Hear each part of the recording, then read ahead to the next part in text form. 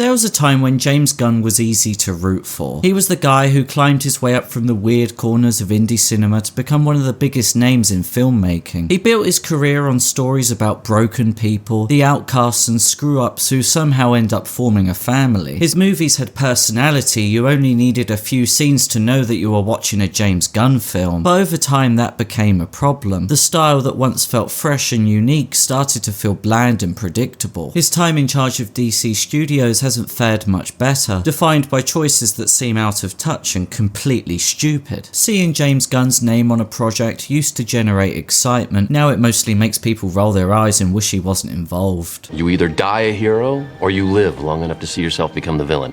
James Francis Gunn Jr. was born in Missouri in 1966. From early on, he was obsessed with comic books, monster movies, and stories about outsiders, characters who didn't quite fit in. After college, he joined Troma Entertainment, a tiny film studio based in New York, famous for low-budget, deliberately offensive movies. He fit right in, writing and co-directing Romeo and Juliet in 1996, a chaotic, twisted take on Shakespeare. By the early 2000s, James Gunn had moved into writing for studios. He wrote The Specials, a small superhero comedy that ultimately flopped, but soon after he found success with Scooby-Doo and its sequel, which were both commercial hits that proved he could work within the studio system without losing his voice. In 2006 he made his feature directorial debut with Slither, a gory, sincere horror comedy about a small-town alien invasion. It flopped commercially but earned critical praise and a cult following. Then in 2010 he wrote and directed a film called Super, which was a dark and personal take on the whole idea of being a superhero. It was written during a tough period in his life. It's rough and honest, showing that James Gunn could mix awkward humour with something genuine. Around the same time, Marvel Studios were looking to branch out, to take a risk on something stranger within their cinematic universe,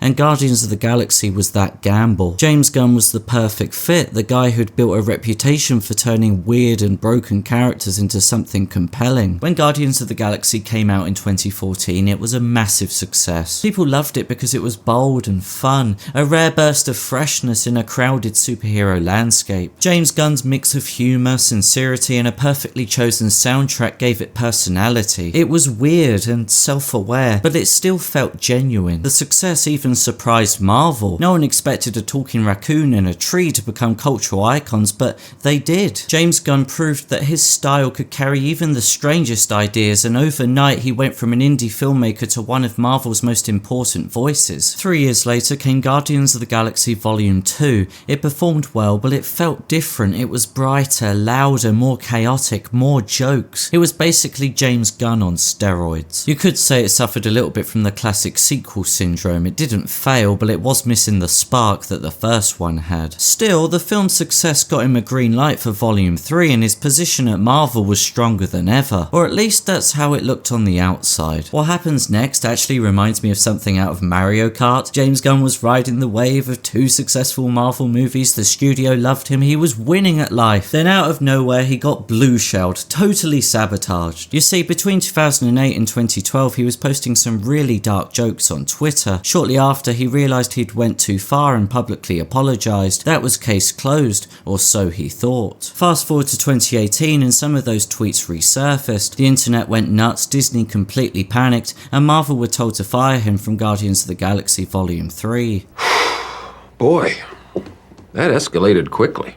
The reaction was pretty much the opposite of what Disney was expecting. The Guardians cast defended him, the media backed him, and most people just thought Disney's decision was silly. James Gunn had already apologised years ago and moved on. Months later, after taking heavy fire, Disney rehired him, but during that period when James Gunn was available, guess who came knocking? Warner Brothers, of course, because if there's one studio that doesn't give a shit about PR, it's them. This is the same company that kept Ezra Miller after choking a fan, so hiring James Gunn was hardly a moral dilemma. Warner Brothers wanted James Gunn to take another shot at the Suicide Squad. The 2016 version made plenty of money, but audiences didn't like what they paid for. James Gunn's The Suicide Squad in 2021 reminded everyone why they liked him. It was violent, funny, and unapologetically his. Then came Peacemaker, a spin-off that could have easily been forgettable, but audiences loved it. Back at Marvel, he finished his Guardians trilogy with a satisfying finale that closed nearly a decade of storytelling. At this point, James Gunn was untouchable, but all that success had a side effect.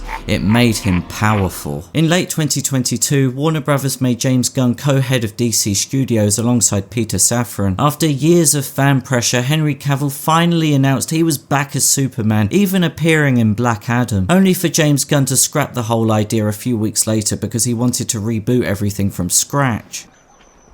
Fuck. And this, my friends, is when things started to turn. Fans were not happy. Henry Cavill's return had felt like a small win, proof that DC was actually listening. Then overnight it was gone. Even if it wasn't entirely James Gunn's fault, perception mattered. To many it looked like he'd just come in, torn everything down, and rebuilt DC around his own vision, with little regard for what fans wanted. To make matters worse, James Gunn announced that he'd be writing and directing his own Superman movie, rebooting the whole thing, and well, as you can imagine, that didn't go down too well. No shit! When James Gunn's version of Superman came to theatres in 2025, it was meant to be his big test, the film that justified the reboot, Henry Cavill's exit, and his entire DC overhaul. His chance to prove he could do more than just throw misfits together and tell some jokes. And well, it didn't quite land. Some audiences loved it, but others said it just felt like James Gunn was recycling his own formula again. Too many jokes, too much self-awareness, and a tone that didn't work for a character like Superman. At the box office, the results told the same story. It earned around $600 million worldwide on a $350 million budget. That's respectable, but not enough to break even. It very likely lost money. And that's the point. It was divisive. It wasn't a disaster, but nowhere near the win that James Gunn needed. As head of a studio, divisive isn't good enough. You're not just making a movie anymore, you're rebuilding a brand, and when your first film underperforms, people start asking questions. And after this came the second season of Peacemaker, and it was just more of the same tricks, the same tone, and the same emotional beats as before. Some fans still defended it, but most were just sick and tired of seeing James Gunn do the same thing again. To make things worse, Warner Brothers, the studio that owns DC, is now up for sale. With Superman underperforming and Peacemaker falling flat, James Gunn's position all of a sudden looks less secure. But with all of that said, as a filmmaker, maybe there's still room for a comeback if he can evolve, reinvent himself, and find something new to say. But as for DC Studios, well, they've been trying to course correct for almost a decade. They messed up with Suicide Squad 2016, with Justice League, with The Flash, with Black Adam, and now with the reboot that was supposed to fix everything, they've messed up again. There's only so many times you can hit the reset button before people stop caring, so maybe, just maybe, it's time to call it a day and admit that this whole cinematic universe thing just hasn't worked, and that's the blunt truth of it.